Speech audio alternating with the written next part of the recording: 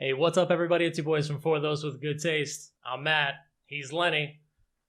And we've got quite the treat for you today because today we're going to be talking about a The hottest. hot release. Fuego. Old name, little bit of a new face. Tony Hawk Pro Skate 1 and 2. Was that a plastic surgery joke? I might have gone there. Wow. Let's do this. He's looking a little plasticky these days. So, you've had the game for how long, Len? The day it came out, so I think that was about a week ago. Okay. Yeah. You're known as the guy to just get in there and get it while it's hot. If I like something, dude, I'm there. I'm in it. He's like, I'm not waiting. Movies come out, I'm buying them. If a game comes out and I'm into it, I'm probably buying it first day. So you're a weekend. I'm probably about an hour and a half in. I feel like that's the normal thread here. Yep. How do you feel about this game, Len? Dude, it's been pretty fun so far. I in the hour you played, I'm sure you would agree. Like we talk about a nostalgia a bunch on here. Oh right? man, we it just hits. keep coming back to it. It hits every bit of the feels for us. Yeah, did you play a lot of them when you were younger? So I kind of shared this with you off, behind the scenes. But for me, playing this game on a big TV just doesn't really feel natural to me because the last time I played this, I want to say it was on someone's phone back in high school. Really small screen, but still it had every bit of the experience for me. Yeah, it's been a long time for me. I mean, I'm way before that. I feel like I like PlayStation 1, PlayStation 2, somewhere around there. What did we say? Like it was 1999 that this came out? August 31st, 1999. Yeah, so a 10-year-old me, like 20 long years ago, I was playing this game. And I'm playing the maps, and like you're on some of them, like the warehouse and the school. And I'm just like right back in it, man. Like it feels... The mall did it for me. Yeah. When you first start off and you have that zigzag ramp coming into the middle of the mall, it's like, ooh. This feels okay. right. Okay. Yeah. It's like riding a bike at this point, except it's skateboarding. These remasters are always interesting to me because sometimes they're good and sometimes there's just not much of a change. I think more recently, like Resident Evil has been really popular for coming back with games. And this is another one where with Tony Hawk, I'm really happy that they did it. I think it's about time. And I'm hoping this gives it the launching pad so maybe we get like a real new Tony Hawk game, right? So that's what I thought this was. When you had initially said, hey man, I'm purchasing Tony Hawk, you need to get in on this. I was like, wait a minute. They're coming out with a new Tony Hawk game? And even better, to my surprise, they just remastered the oldies and they brought it back for us. So that's where I think it's a great platform to start from, and it gives hopefully some new life into this genre of game. This has definitely been a missing link, I guess, for me in the past. I don't know, it feels like close to 10 years maybe that there's been no action sport games. And it's really weird because you think of like all of the different sports that would lend itself to video games. I can throw a football, you know, like I can hit a baseball, I can throw a baseball. Maybe not to the level of a professional, but it's something that I can do, right? Give yourself some credit, buddy. But I've never landed a backflip on a bike, right? Yeah. I've never done a double kickflip 15 foot up in the air on a vert ramp. Like you're not grinding a bus rail. You know what I mean? Something like that. These are just things that are like more lend itself to what I think video games are. And like it's just, I remember Dave Merrow when I was a little kid, all the Tony Hawk games, and then even Skate recaptured some of that for me on the Xbox 360.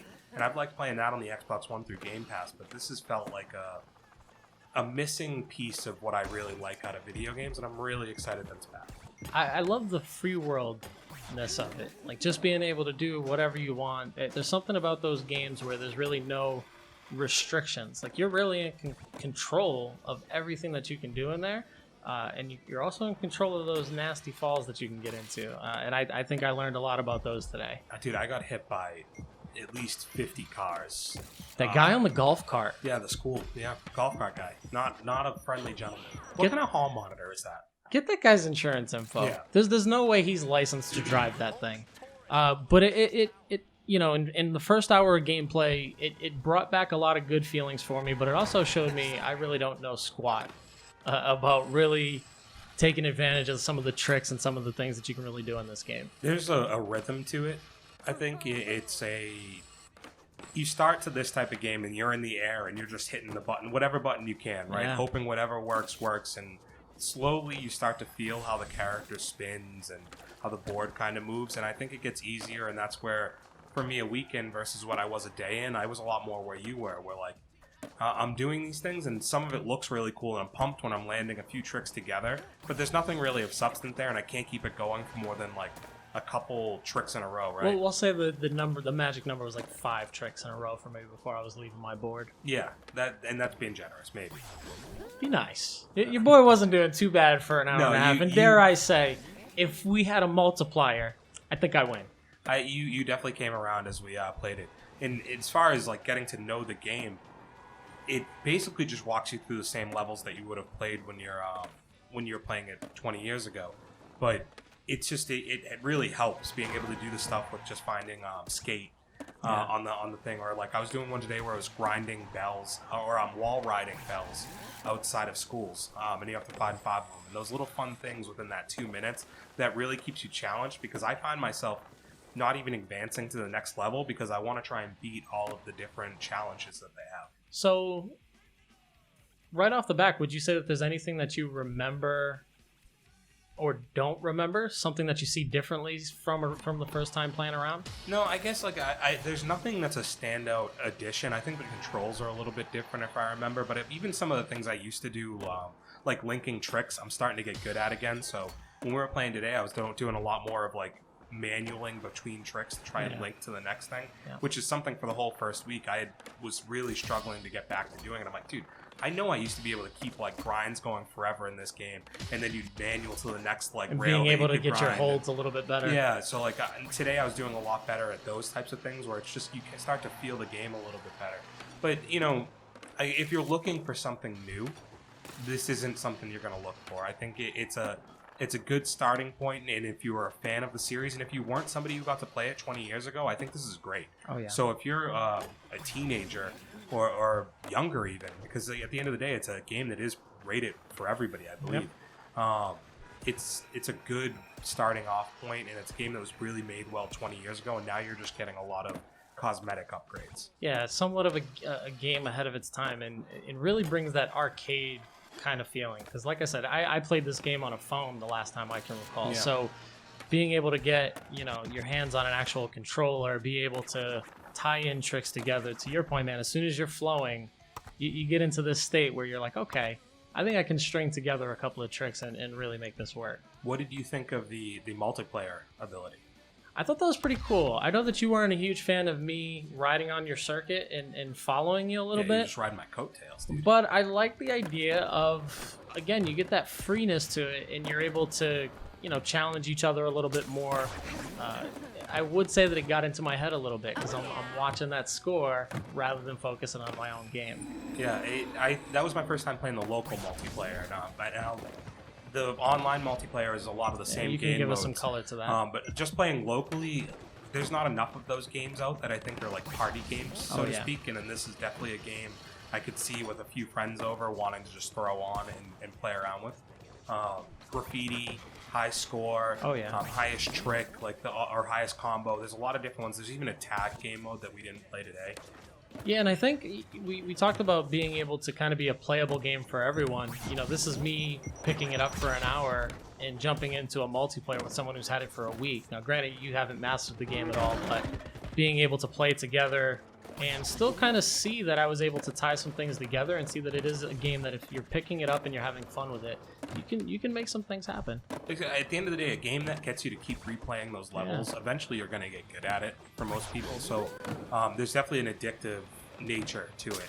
As far as the online multiplayer, I've also really enjoyed that. I've only gotten to play that once, but basically you're dropped into a world with up to 8 players, and you go from level to level. You'll spend maybe 5 to 10 minutes on each map playing different game modes.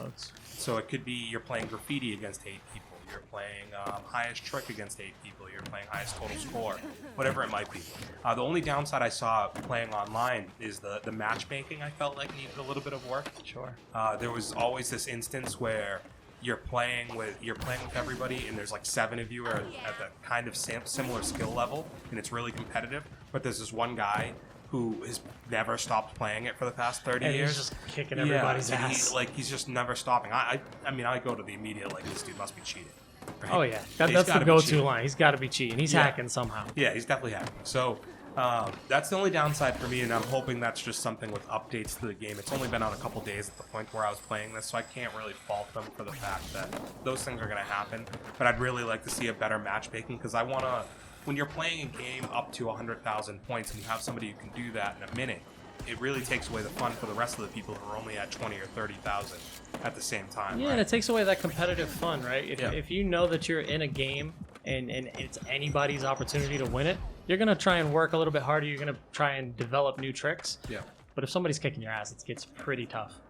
Another huge positive coming out of this, it just comes down to price tag, right? I think it's perfect where it's at, $40. If you want to wait a little bit, I don't blame you and pick it up on sale. But I could envision if you get a few of your friends to play with you and you can get on those online game modes, there's a lot of fun to be had with playing amongst your buddies on there. A lot of great game modes, some maps pretty much for everybody. If you're a vert guy, you're a street guy, there's something to love for everybody. Yeah. So how would you rate this so far, Len? This is a big thumbs up for me, man. Yeah. This is a buy. I would definitely purchase it. I think I'm gonna go 2 thumbs up. You're making the purchase this week. Yeah, that got me excited. Nice, dude. Like, so we'll see each other online, I'm sure. Yeah, we'll see each other online. We'll run into each other. I will be putting in some work, and I'm still going to be tracking you down on that circuit. But for anybody out there, if you're interested in the game, Tony Hawk Pro Skate 1 and 2, double release, 2 for the price of 1.